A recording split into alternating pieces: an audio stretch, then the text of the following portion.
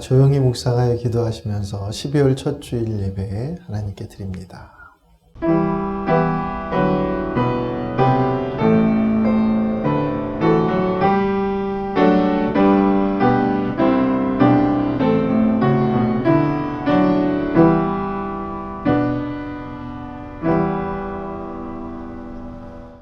경배 찬송 90장 1절 함께 찬양 드립니다.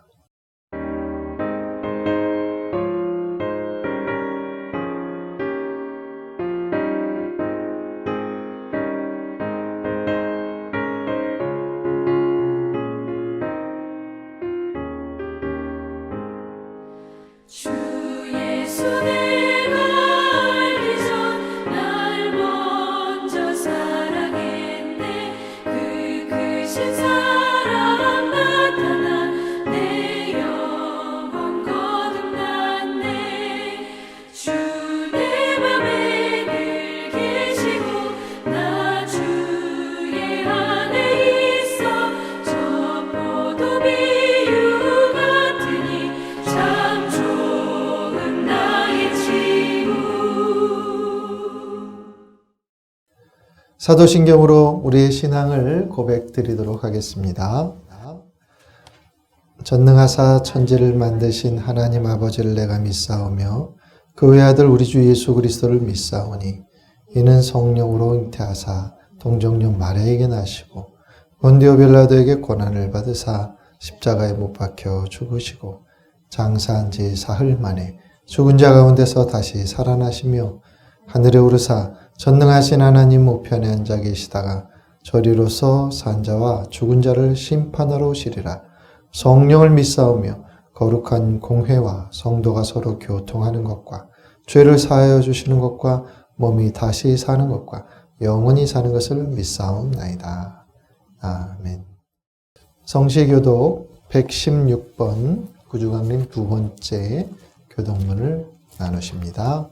이새 줄기에서 한 싹이 나며 그 뿌리에서 한 가지가 나서 결실할 것이요. 그의 위에 여호와의 영, 곧 지혜와 총명의 영으로 무력과 재능의 영이요. 지식과 여호와를 경외하는 영이 강림하시리니.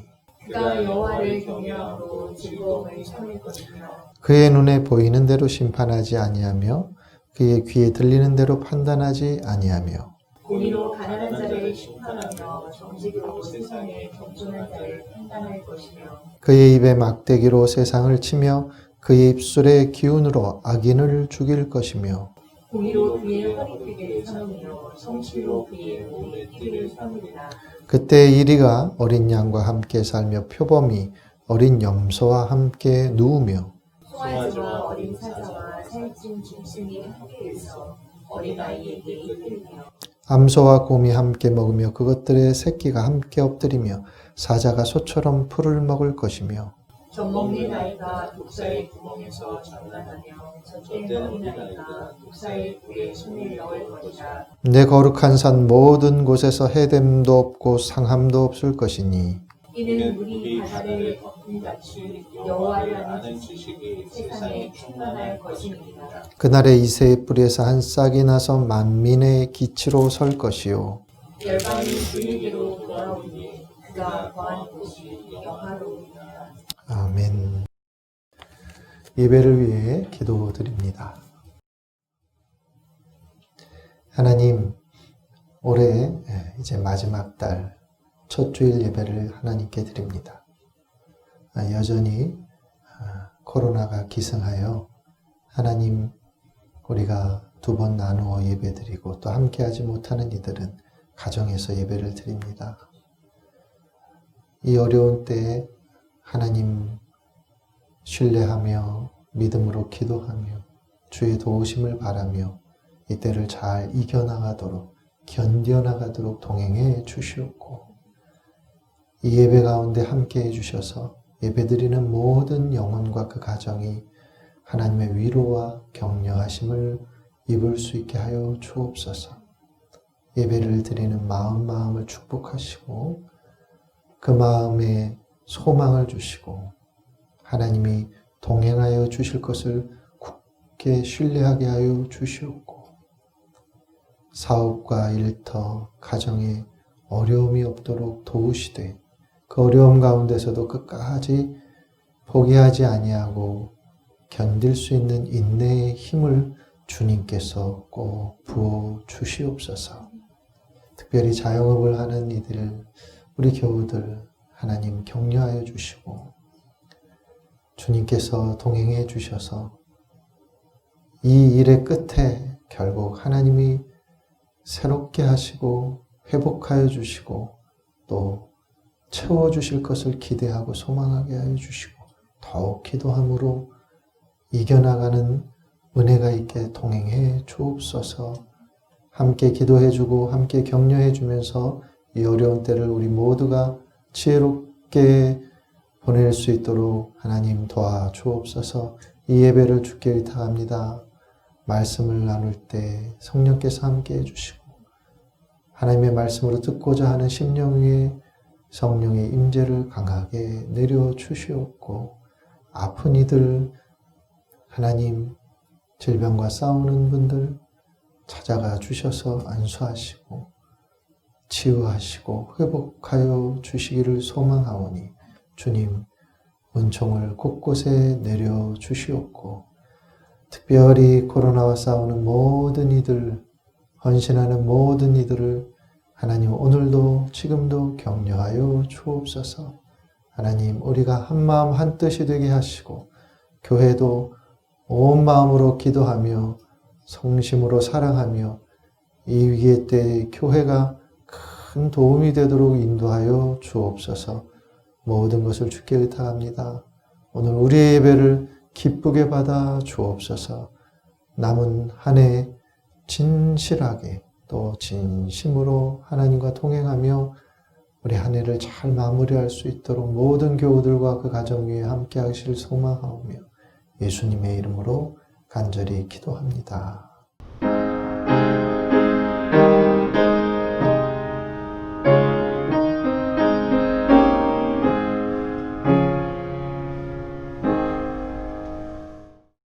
우리 342장 찬양 들으시면서 예물 봉헌하겠습니다.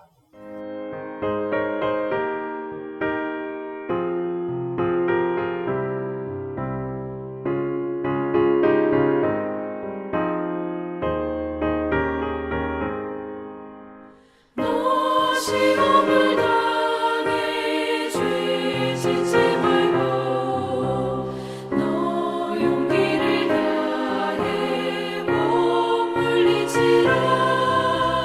너 시험을 이겨 새 힘을 얻고 주 예수를 믿어 늘 승리하라.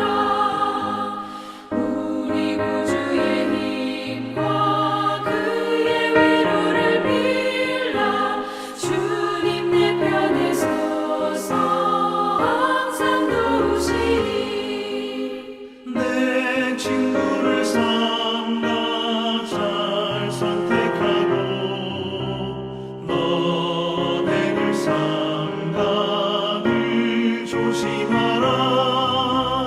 너 열심을 다해 늘 충성하고 온 정성을 다해 주 봉사하라. 우리 구주의 힘과 그의 위로를 빌라. 주님 내 편에 서서 항상 도우시리. 잘 이기는 자는 상 받으리니 너 낙심치 말고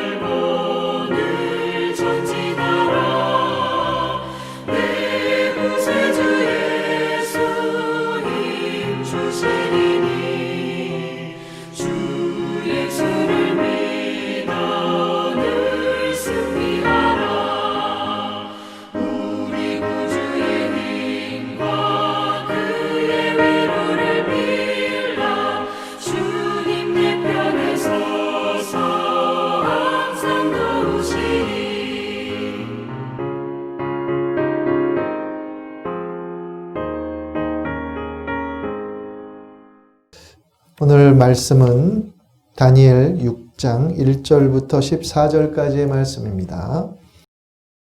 다리오가 자기의 뜻대로 고관 120명을 세워 전국을 통치하게 하고 또 그들 위에 총리 셋을 두었으니 다니엘이 그 중에 하나이라. 이는 고관들로 총리에게 자기의 직무를 보고하게 하여 왕에게 손해가 없게 하려 함이었더라. 다니엘은 마음이 민첩하여 총리들과 고관들 위에 뛰어나므로 왕이 그를 세워 전국을 다스리게 하고자 한지라. 이에 총리들과 고관들이 국사에 대하여 다니엘을 고발할 근거를 찾고자 하였으나 아무 근거 아무 허물도 찾지 못하였으니 이는 그가 충성되어 아무 그릇됨도 없고 아무 허물도 없음이었더라. 그들이 이르되 이 다니엘은 그 하나님의 율법에서 근거를 찾지 못하면 그를 고발할 수 없으리라 하고 이에 총리들과 고관들이 모여 왕에게 나아가서 그에게 말하되 다리오 왕이여 만수무강하옵소서. 나라의 모든 총리와 지사와 총독과 법관과 관원이 의논하고 왕에게 한 법률을 세우며 한 금령을 정하실 것을 구하나이다. 왕이여 그것은 곧 이제부터 30일 동안에 누구든지 왕 외에 어떤 신에게나 사람에게 무엇을 구하면 사자굴에 던져놓기로 한 것이니이다. 그런즉 왕이여 원하건대 금령을 세우시고 그 조서에 왕의 도장을 찍어 메대와 바사에 고치지 아니하는 규례를 따라 그것을 다시 고치지 못하게 하옵소서 하며 이에 다리오 왕이 조서에 왕의 도장을 찍어 금령을 내니라. 다니엘이 이 조서에 왕의 도장이 찍힌 것을 알고도 자기 집에 돌아가서는 윗방에 올라가 예루살렘으로 향한 창문을 열고 전에 하던 대로 하루 3번씩 무릎을 꿇고 기도하며 그의 하나님께 감사하였더라. 그 무리들이 모여서 다니엘이 자기 하나님 앞에 기도하며 간구하는 것을 발견하고 이에 그들이 나아가서 왕의 금령에 관하여 왕께 아뢰되 왕이여 왕이 이미 금령에 왕의 도장을 찍어서 이제부터 30일 동안에 누구든지 왕 외의 어떤 신에게나 사람에게 구하면 사자굴에 던져놓기로 하지 아니하였나이까 하니 왕이 대답하여 이르되 이 일이 확실하니 메대와 바사에 고치지 못하는 규례니라 하는지라. 그들이 왕 앞에서 말하여 이르되 왕이여 사로잡혀온 유다 자손 중에 다니엘이 왕과 왕의 도장이 찍힌 금령을 존중하지 아니하고 하루 3번씩 기도하나이다 하니 왕이 이 말을 듣고 그로 말미암아 심히 근심하여 다니엘을 구원하려고 마음을 쓰며 그를 건져내려고 힘을 다하다가 해가 질 때에 이르렀더라. 아멘. 할렐루야. 오늘도 주님의 은혜가 여러분과 함께하기를 축원합니다. 바벨론이 메대에 의해서 패망합니다. 그리고 오늘 본문에 보면 다리오 왕이 통치하던 시절에 오늘 이 사건이 일어나는데 다리오라고 하는 사람이 전국을 120도로 나눴습니다. 굉장히 규모가 크죠. 지방관을 다 파견했습니다. 그리고 그들을 관리하기 위해 3명의 총리를 두었습니다. 그 중에 한 사람이 다니엘이었습니다. 그런데 다니엘은 굉장히 일을 잘했어요. 그래서 나중에는 전국을 다스리는 그러한 위치에까지 세우려고 하는 그런 마음을 다리오 왕이 품을 정도였습니다. 그런데 가끔 이제 우리가 다니엘을 소개하거나 읽을 때 이 다니엘의 이야기를 인생의 성공 스토리로 소개하는 경우들이 가끔 있는데 요셉에 대해서도 그렇게 보는 그런 사람들이 있긴 합니다. 그런데 성경을 볼 때 세속적인 관점에서 이 성경을 바라보다 보면 요셉도 다니엘도 신앙인의 성공 스토리로 읽힐 수 있습니다. 다분히 그럴 경향이 생기죠. 그러나 성경이 던져주는 관점에서 성경의 시각으로 우리가 성경을 읽어내려고 하는 그런 노력이 필요한데 그렇게 읽다 보면 다니엘이나 요셉의 이야기는 단순히 인생의 성공 스토리로 읽을 수는 없는 그런 본문이 됩니다. 다니엘 스스로도 그렇고 성경의 관점에서도 그렇고 인생 성공 스토리로 다니엘을 소개하는 곳은 성경 어느 곳에도 없어요. 그래서 그런 관점은 우리가 지난 세월 동안 그런 관점에서 다니엘을 해석한 이야기들을 들었다 할지라도 오늘은 그것을 다 버리고 생각하지 말고 한번 다니엘을 또 여러분들이 가정에서도 다니엘을 다시 한번 읽었으면 좋겠고 그렇게 그런 시각들을 버리고 이제 다니엘을 읽다 보면 여러분이 이전에 보지 못했던 그런 메시지를 보거나 들을 수 있으리라 생각을 합니다.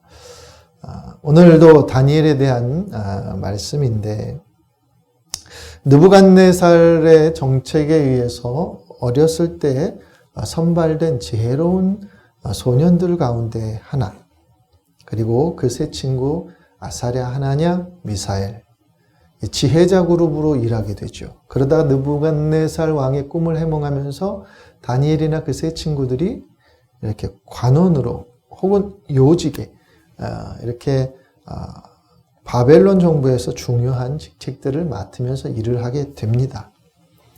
그런데 이 네 사람은 자신들의 권세, 주어진 자리, 여기에 안일하게 머물지 않습니다. 그걸 바탕으로 더 큰 곳으로 올라가려고 하지도 않습니다. 그들은 어느 자리에 있든지 어떤 상황에서든지 신실하게 하나님을 신뢰했고 자신들에게 주어진 세상에서의 삶에 대해서도 성실하게 살아갔지만 그 삶이 하나님의 뜻에서 어긋났을 때에는 미련 없이 그것을 버리는 단호함도 갖고 있었던 사람들입니다.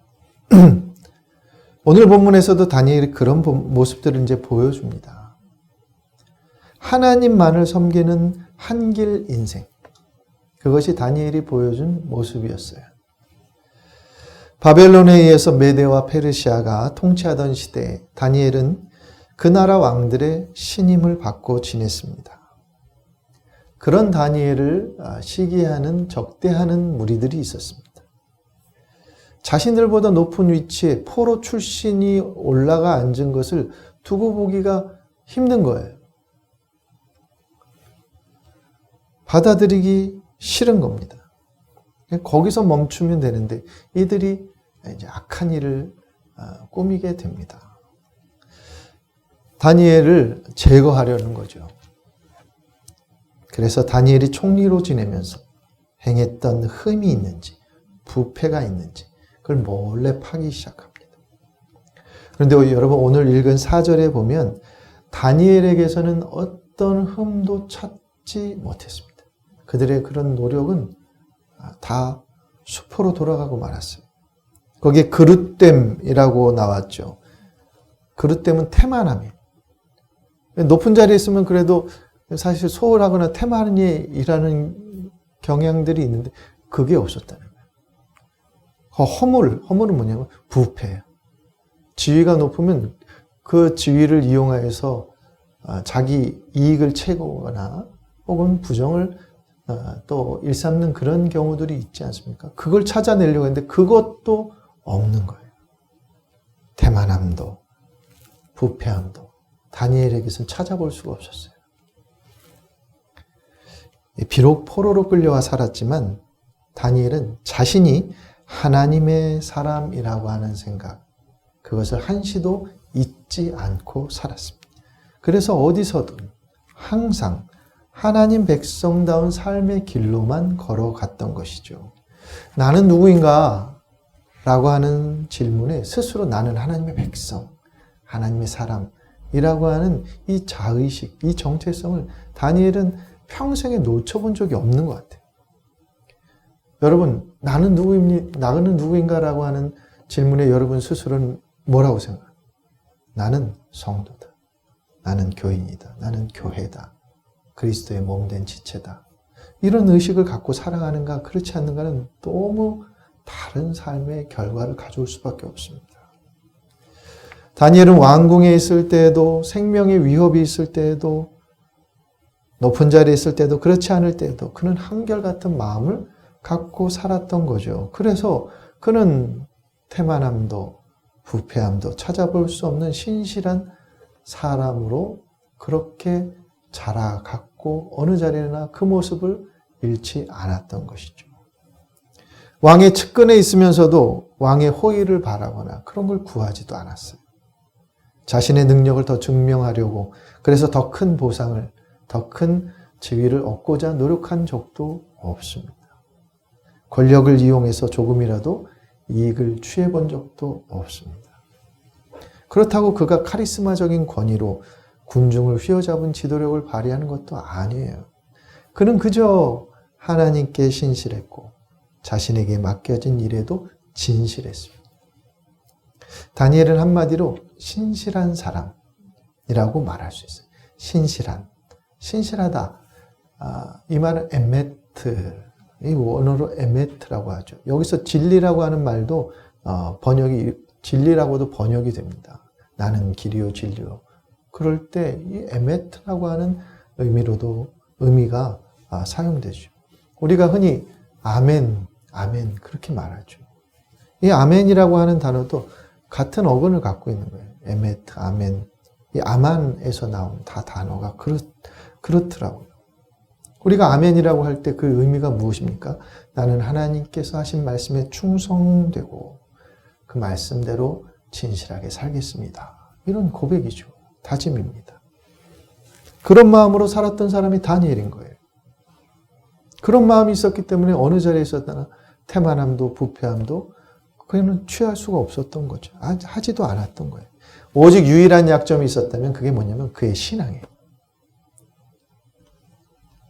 그래서 신앙적인 이유로 올가매지 않고는 다니엘을 올가맬 방법이 없었어요. 오직 신앙만이 올무가 될 수 있었어요. 그래서 5절에 무리들이 뭐라고 하냐면 하나님의 율법에서 근거를 찾지 못하면 그를 고발할 수 없으리라. 이렇게 말했던 거예요. 이 말인즉슨 그가 가진 신앙을 역이용하여서 그를 올무에 올가매겠다. 이런 얘기를 하고 이를 작당을 하게 됩니다. 적대자들이 보기에 다니엘은 오직 그의 신앙만이 그를 넘어뜨리게 하는 유일한 약점을 가진 인물로 본 거죠. 저는 그게 참 와닿았어요. 다니엘은 참 멋진 인물이구나. 멋진 신앙인이구나. 신앙만이 그의 유일한 단점이 되는.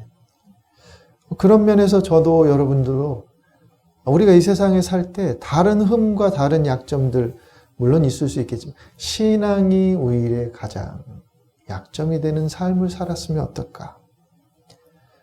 여러분 그게 성도의 모습이고 교인의 모습이고 목회자의 모습이어야 하지 않을까요?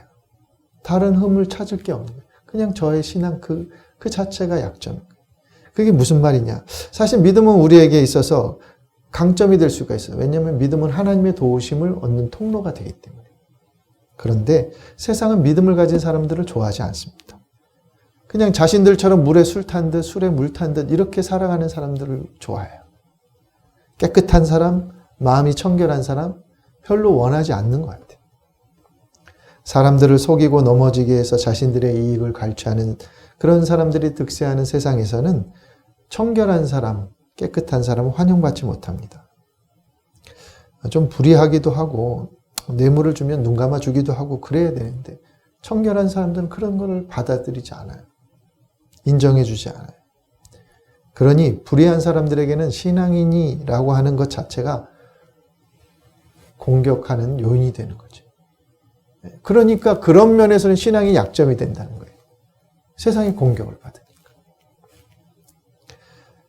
출세, 승진의 걸림돌이 될 수 있어요. 청결한 신앙을 갖고 있다면 출세하는 거, 승진하는 거 어쩌면 약점이 될 수 있어요. 그런데 그렇게 살아간 사람이 다니엘. 그게 약점이 되어도, 그게 위협이 되어도 개의치 않은 거예요. 여러분, 출세하려고 성공하려고 하는 사람들은 다니엘처럼 살아갈 수 없어요.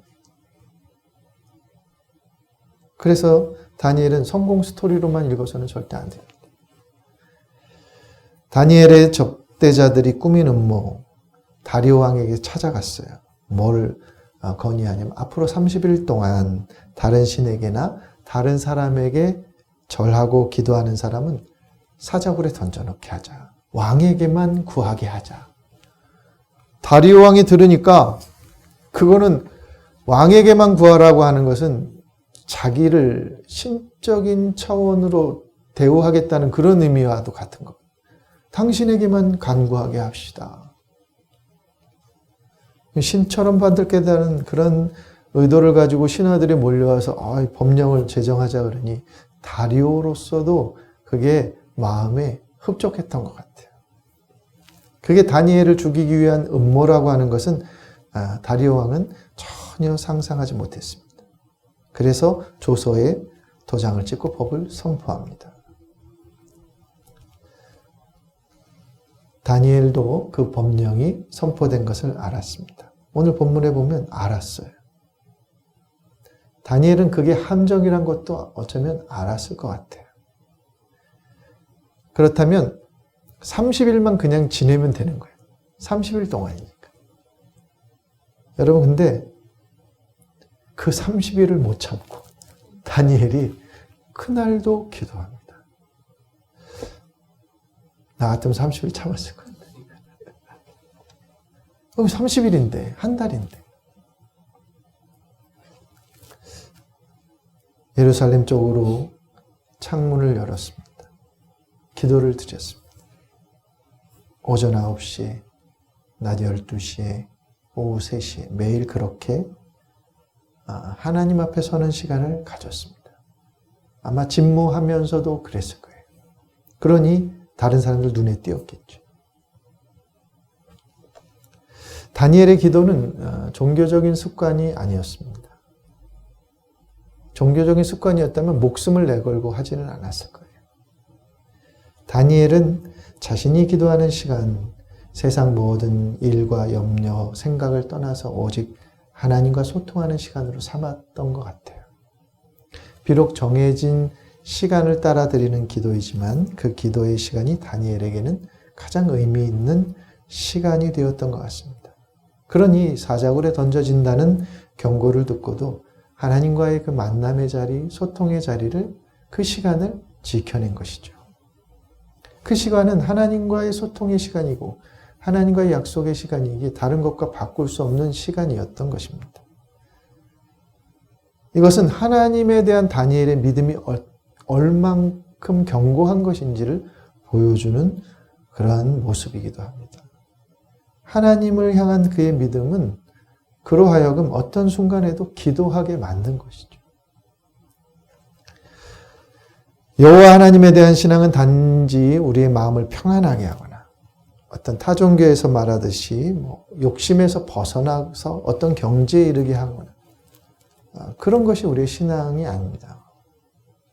하나님만이 진정한 신임을 인정하고 그분의 뜻과 가르침 안에 살아가려고 하는 우리의 삶이 곧 우리의 신앙이고 믿음이죠. 그분을 믿기 때문에 그분의 뜻 안에서 살아갈 뿐인 거예요. 강대국의 문화, 이방의 문화, 그 신앙에 경도되거나 압도당하지 않고 끝까지 하나님을 신뢰하는 것. 그것이 진정한 생명임을 알고 꿋꿋이 그 길을 가는 것. 지혜롭지 못한 왕을 원망하거나 아니면 자신을 모함하는 이들을 탓하거나 그래서 어쩔 수 없이 이 순간만 좀 모면하자, 타협하자. 어쩔 수 없이 굴복하자. 요번만 따르자. 이런 게 아니에요. 그런 거는 다니엘에게는 별로 이렇게 고려사항이 아니었던 것 같아요. 그죠? 오늘 내가 믿는 그 믿음대로 내가 하나님을 신뢰하는 그 신뢰함 그대로 그렇게 믿음의 삶을 살아갔던 것이 다니엘의 모습인 거죠.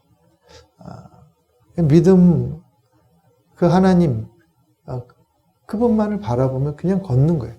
오늘도 어제처럼 걷고 또 내일도 오늘처럼 걸을 거죠. 다니엘이 기도하기를 기다렸던 대적자들은 기도하는 것을 본 순간 쾌재를 불렀을 것입니다. 아주 득달같이 다리오 왕에게 달려가서 다니엘을 고발했습니다. 그 얘기를 들은 다리오 왕은 굉장히 놀랐고 또 괴로워했습니다. 왜냐하면 다니엘을 너무 아꼈기 때문이죠. 다니엘을 죽일 수가 없었어요. 어떻게 해서든지 구해주려고 애를 쓰는 모습이 나옵니다. 그런데 신하들이 당신이 이 법을 바꾸지 못하도록 내리셨는데, 금령하셨는데 그걸 바꾸면 어떻게 되겠냐. 앞으로도 많은 사람들이 그것을 당신의 말씀을 따르지 않을 것이다. 이런 의도로 얘기하고 압박하니까 어쩔 수 없이 사자굴에 던져 넣으라고 명령합니다.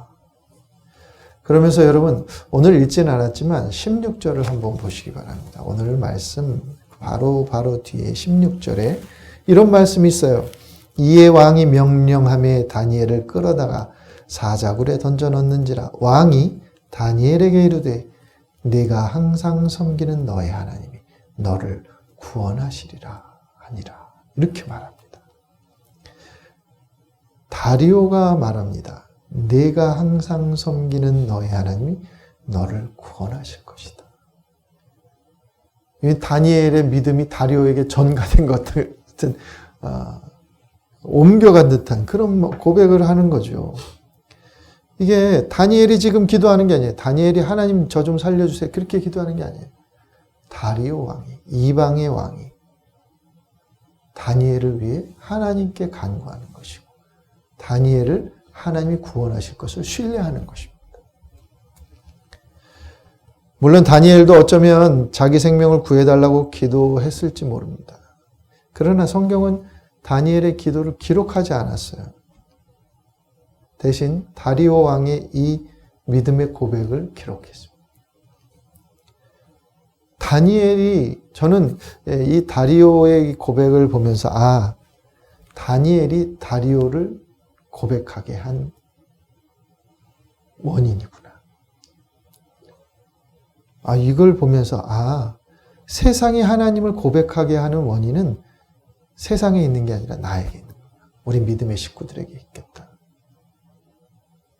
다니엘을 보면서 다리오는 하나님의 살아계심을 느끼고 깨닫고 확신하게 되는 거죠. 그것처럼 우리를 통해 하나님이 살아계시고 하나님이 역사하신다는 것을 세상에 알게 하는 그런 신앙의 모습으로 우리가 성장해 가야겠구나. 여러분, 다니엘은 자신의 신앙을 숨기고 살았던 게 아닌 거예요. 신실하면서도 겸손하면서도 당당하게 믿음의 삶을 살았던 거예요. 그 믿음의 삶은 이기적인 것이 아니었어요. 자기를 위한 게 아니에요. 자기 잘되고 출세하고 성공하려고 믿음을 가진 게 아닌 거예요. 그 믿음이 누군가에게 해를 끼친 것도 아니에요. 누구나 알 만큼 다니엘은 신실했고 진실했고 이방인들과 어울려 살면서도 그 신실함과 성결함과 진실함을 잃어버리지 않았던 거예요. 그러니 다리오 왕이 자기 입으로 다니엘의 하나님이 다니엘을 구하실 것이라고 하는 믿음의 고백을 하게 만드는 것이죠. 여러분, 얼마나 큰 반전입니까? 다니엘은 가만히 있고 이방의 왕이 여호와를 향해서 다니엘을 구하기를 바라고 확신하는 거예요. 궁으로 돌아와서도 왕은 금식합니다. 밤새 잠도 자지 않습니다. 다니엘 때문이죠. 그가 살아있기를 간절한 소망을 품고 새벽을 맞이하죠. 동이 트자마자 달려갑니다. 그러면서 묻습니다. 내가 항상 섬기는 너의 하나님이 너를 지켜주셨느냐 소리를 지릅니다. 다니엘이 거기서 자신이 털끝 하나 다치지 않았다. 하나님이 지켜주셨다고 고백하게 되죠. 그러면서 다니엘의 다니엘을 굴에서 끌어내고 다니엘을 맞이하면서 다리오 왕이 사실 그 뒤에 놀라운 고백을 하게 되죠. 먼저 다니엘을 죽이려던 대적자들을 사자굴로 던져놓고 그들을 벌줍니다. 여러분, 이 장면도 재밌어요. 여러분, 다니엘이 원수 갚지 않는데 그 원수를 누가 갚아주시냐면 하나님이 갚아주세요. 신명기서에서도 히브리서에서도 로마서에서도 원수 갚는 것이 나에게 있다. 하나님이 그렇게 말씀하시죠. 성경의 그런 이런 부분들에 대해서 성경은 일관됩니다. 원수 갚는 것은 하나님께 있다. 다니엘의 대적에게 하나님이 그렇게 행하셨어요. 결국 우리가 할 일은 하나예요. 우리는 원수 갚는 사람들이 아니에요. 하나님 앞에서 신실하게 살아가는 것, 그것이 우리의 할 일입니다. 그 외의 것은 하나님이 하신다는 거예요. 다니엘의 삶을 통해 그걸 보여주십니다. 다리오 왕이 말합니다. 살아계신 하나님은 영원하다. 그의 나라는 멸망하지 않으며 그의 권세는 무궁하다. 그는 구원하기도 하시는 분이고 그는 건져내기도 하시는 분이다. 여러분 그렇습니다. 하나님은 영원하십니다. 그분의 나라는 멸하지 않습니다. 그의 권세는 무궁합니다. 그 무궁한 권세를 가진 분이 저와 여러분의 하나님이십니다. 그분이 우리를 건져내시고 그분이 우리를 구하실 것입니다. 그러므로 여러분 어떤 곳에 계시더라도 어떤 상황 속에 계시더라도 낙심하지 않으셨으면 좋겠습니다. 그 상황에 굴복하지 않으셨으면 좋겠습니다. 포기하지 마시길 주의 이름으로 부탁을 드립니다. 늘 신실하십시다.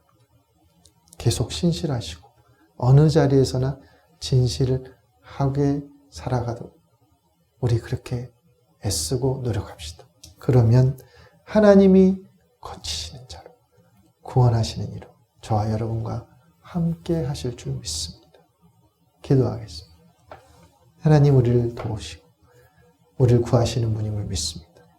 우리는 그저 하나님 앞에 신실하고 우리에게 주어진 일에 진실하게 하나님의 뜻에 합당하게 살아가는 삶이 있게 하여 주옵소서. 예수 그리스도의 이름으로 간절히 기도합니다. 아멘. 교회 소식을 전합니다. 오늘 예배 후에 당회 준비 기획위원회가 있고 다음 주에는 특별한 또 일이 없으면 당회로 모이도록 그렇게 하겠습니다. 새 마스크 후원을 받습니다. 필요한 곳에 후원할 예정인데 특별히 탈북자들을 위해서 후원할 예정인데 여러분 또 댁에서 사용하시지 않는 마스크 혹은 또 마음에 여러분들이 원하여서 마스크를 후원하고 싶으시다 하시면 구입해서 후원하셔도 좋습니다. 그렇게 아직까지 좀 마스크를 필요로 하는 분들이 계신 것 같아요. 근데 좀 구하기 쉽지 않은 이들이 계셔서 그런 곳에 후원할 예정입니다. 우리 코로나를 위해서도 계속 속히 종식될 수 있도록 기도해 주시고 또 한 주간 여러분 모두 건강하시길 주의 이름으로 축원합니다. 감사합니다. 이제 353장 찬송 부르신 후에 축도로 예배를 마치겠습니다.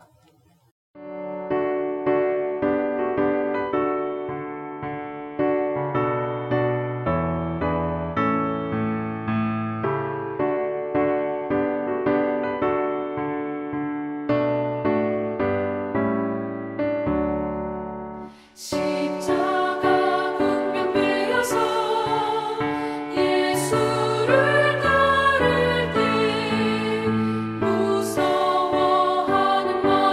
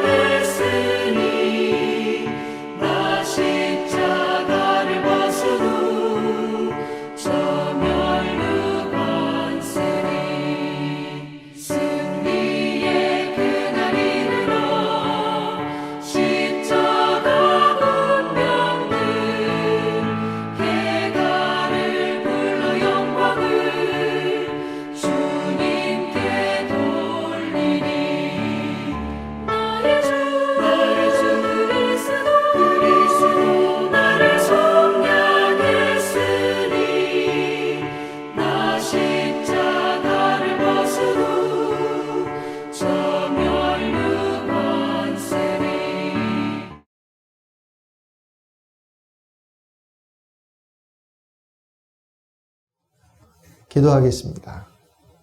하나님, 우리에게 신실한 믿음을 허락하여 주옵소서. 나의 하나님을 온전히 믿는 믿음으로 오늘 우리 주어진 시간들을 살아가는 은혜의 성도들이 되고 하나님 백성들이 되게 도와주옵소서.